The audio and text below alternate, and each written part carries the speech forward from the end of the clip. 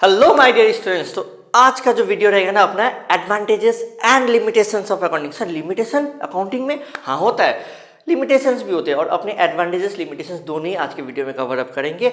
और ये भी थोड़ा सा इंपॉर्टेंट टॉपिक रहेगा क्योंकि डायरेक्टली इस सिलेबस में भी लिखा हुआ है एडवांटेजेस एंड लिमिटेशन। तो बिना टाइम वेस्ट के चलिए शुरू करते हैं। देखो बच्चों, अकाउंटिंग में तो एडवांटेजेस तो भरपूर है, इसमें तो कोई डाउट नहीं है। That is why we are doing this subject. 11 में पढ़ेंगे, 12 में पढ़ेंगे, ग्रेजुएशन में पढ़ेंगे, इसके अलग अलग वेरिएशन ऑफ सब्जेक्ट्स पढ़ेंगे। कोई सीए भी करेगा, पढ़ते रहेगा। तो एडवांटेजेस है तभी तो पढ़ रहे हैं। ओके, क्या क्या एडवांटेजेस है? सबसे पहला, रिप्लेसेस द मेमोरी। आपको अपने दिमाग में सब चीज़ रखने का दरकार नहीं है। Now we have noted down in some places in a systematic way. और ये जो लिख पाना जो है आपको अब मेमोरी में डिपेंड नहीं करना पड़ेगा। The very first advantage you can say replaces the memory. Second advantage, it helps the management in making various decisions. Management को अलग अलग तरीका का डिसीजंस लेने में हेल्प करता है क्योंकि उसके पास रेडी चीज़ें हैं। उस रेडी चीज़ों के साथ वो प्रॉफिट कम हुआ, वो इस एरिया में ज़्यादा सेल है, उस एरिया में कम सेल है, तो accordingly they will take the decisions. Accounting एक फाइनेंशियल इन्फॉर्मेशन प्रोवाइड करता है बिजनेस के बारे में। So here we also get the financial information about the business and because of accounting you are able to make a comparative study. मेरा profit इतना है, उस फलाने का कंपनी का कितना प्रॉफिट है, ये सारी चीज़ आप एक पता कर पाएंगे, एनालाइज कर पाएंगे, एक कंपैरेटिव स्टडी कर पाएंगे या अपना ही पिछले साल के साथ कंपेयर कर पाएंगे। It is possible because of the accounting. Accounting facilitates in competition of the tax. Okay, आपको मालूम है कि आप बिजनेस करते तो पैसा कमाते तो गवर्नमेंट को टैक्स देना पड़ता है।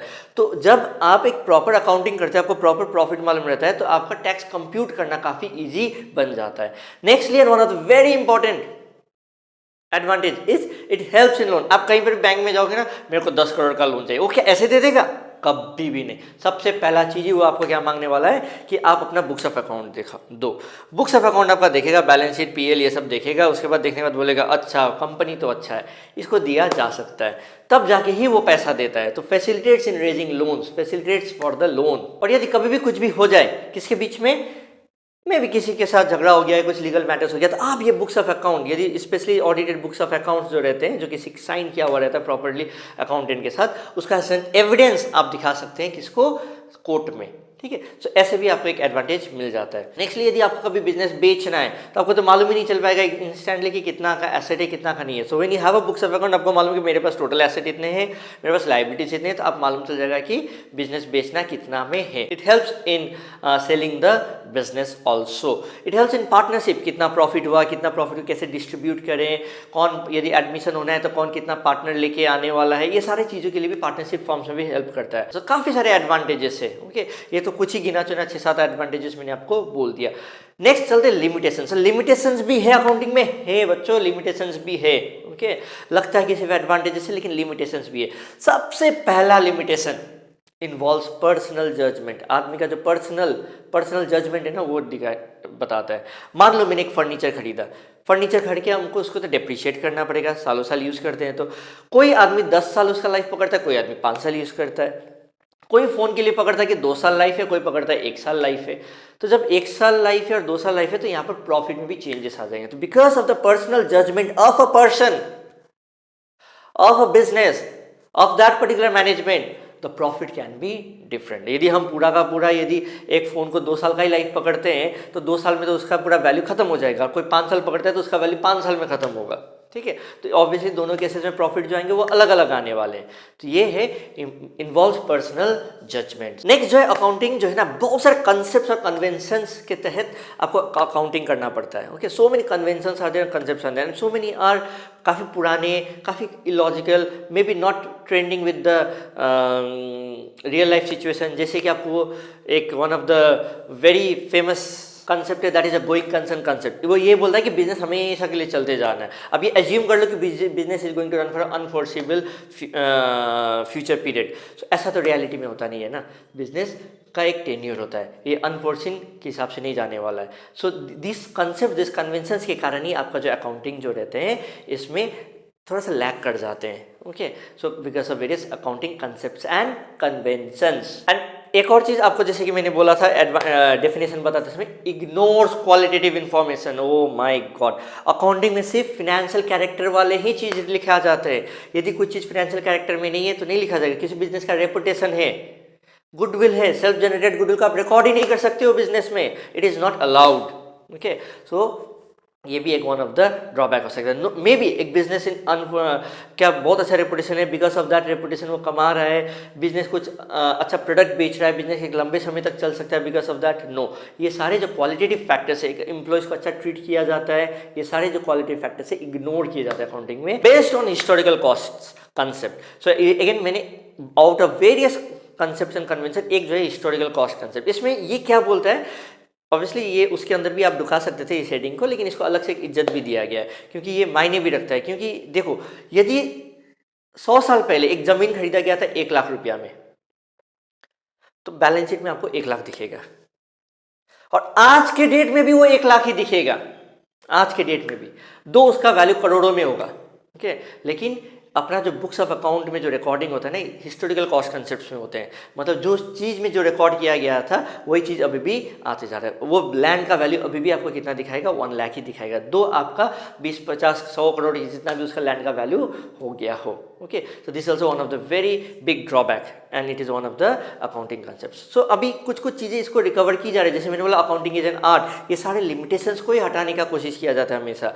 अभी देखो IFRS आ गया, इंड AS आ गया, ये सब जो नए टेक्निक्स ऑफ अकाउंटिंग्स आ रहे हैं ना, इसमें ये बताया जा रहा है कि आप मार्केट वैल्यू में चीज़ों को रिकॉर्ड करो। अब जब मार्केट वैल्यू में चीज़ों को रिकॉर्ड करोगे तो ये सारे प्रॉब्लम्स धीरे धीरे खत्म हो जाएंगे, based on past datas. Okay, accounting जो भी होता है जो हो चुका है उसके बेसिस में ही रिकॉर्ड हो रहा है, आप फ्यूचर के बेसिस में कुछ नहीं कर रहे हैं। ओके, मतलब कि में हम इतना बेचेंगे, इतना बेच के ये सारी चीज़ें होंगी, वो सारी चीज़ें जो फोरकास्टिंग एस्पेक्ट है ना, वो अकाउंटिंग से नहीं हो पाते, it is totally unsuitable for forecasting. ठीक है, and one of the very very very important drawback of accounting, इसको तो अलग से एक आपको हेडिंग पूछ सकता है, that is window dressing. So window dressing का मतलब क्या? अच्छा, विंडो ड्रेसिंग से पहले ना हम तुमको विंडो शॉपिंग के बारे में समझ जाते हैं, क्योंकि विंडो शॉपिंग एक ऐसा चीज़ है जो हर बच्चा किया होगा, यहाँ पर जो वीडियो देख रहे हैं हर बच्चा ने किया होगा। आप हमेशा मॉल में जाते हैं, मॉल में जाके ओ ये अच्छा है, वो अच्छा है, कभी कभी तो अंदर भी डूब जाते हैं, बहुत सारा कपड़ा पहन के आप चेक करके फ़ोटो भी खींच लेते हैं। ठीक है, इंस्टा फेसबुक में अपलोड भी हो जाता है, लेकिन आपका इंटेंशन खरीदने का था ही नहीं। Okay, it is somewhat like telling कि आप मॉल का जो कांच है ना, वहीं से आप दूर दूर से देख रहे हो, ओ ऐसा दिखा रहे कि खरीदने वाले हैं, लेकिन खरीदने का इंटेंशन ही नहीं है आपका। ठीक है, आप जा रहे ट्रायल रूम में, देखो लिया, एकदम ऐसे दिखा रहे, ये दिखाओ वो दिखाओ, लेकिन आपका खरीदना ही नहीं है। यूजुअली विंडो शॉपिंग क्या होता है, comparative study, time pass, okay, देख लिया एक बार के लिए क्या है क्या नहीं है, वो सब चीज़ों के लिए। ओके, लेकिन आपका जो इंटेंशन जो दिखाते हैं वहाँ पर कि एज इफ लाइक बहुत सारी चीज़ खरीदने वाले हैं, ये जो रियल पिक्चर नहीं दिखाने से है ना, उसी को बोलते हैं window shopping. Similarly window dressing भी है, मतलब you have dressed it in such a way that it is something else, मतलब आप रियलिटी से अलग दिखा रहे हैं, that is known as window dressing. और अकाउंटिंग में बहुत ज़्यादा होता है, बहुत ज़्यादा। आपका प्रॉफिट है 1 लाख, आप 1 जीरो ऐड कर दो, हो जाएगा 10 लाख, और आप जाके लोन में दिखा देखो मेरा तो प्रॉफिट तो 10 लाख है। ओके, ऐसा काफ़ी सारे होते रहते हैं।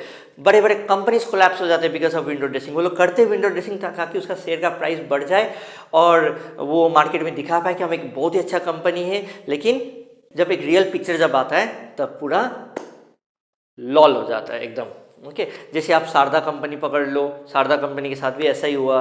ओके, शारदा चिटफंड कंपनी जो था वो दिखा रहा था कि मेरे पास इतने ब्रांचेस है, ये है वो है वगैरह वगैरह, कहाँ कहाँ पर ब्रांचेस है, इतने एम्प्लॉयज है, लेकिन रियलिटी में क्या था, खोखला था। ओके, आप सत्यम कंप्यूटर्स का भी हालत देख लो, ऐसा ही था। जब रियलिटी पता चला शेयर का प्राइस एकदम डाउन हो गया। ओके, सो ऐसे कोई कोई करप्ट चार्टर्ड अकाउंटेंट लोग वहाँ पर साइन कर देते हैं, ओके, बट रियलिटी में एक्चुअली वैसा कुछ एग्जिस्ट नहीं करता। This window dressing is one of the very important topic, आपको अलग से भी आ सकता है, what do you mean by window dressing. और लिमिटेशंस भी काफ़ी इंपॉर्टेंट रहते हैं। हम रहते हैं तो ज़्यादा लिमिटेशंस पूछते हैं, क्यों पूछते हैं कि बच्चा जब लिमिटेशंस मालूम रहेगा ना, तभी जाके उसका दिमाग चलेगा, वो क्रिटिकल थिंकिंग आएगा कि ओ ये सारी चीज़ों को सुधारना है, तब जाके वो सोचेगा कि ओ क्या क्या नयापन लाया जा सकता है अकाउंटिंग में। तो ये था advantages and limitations of accounting. Hopefully आपको समझ में आया हो, तो please do like, comment and subscribe the channel and see you soon in the next video.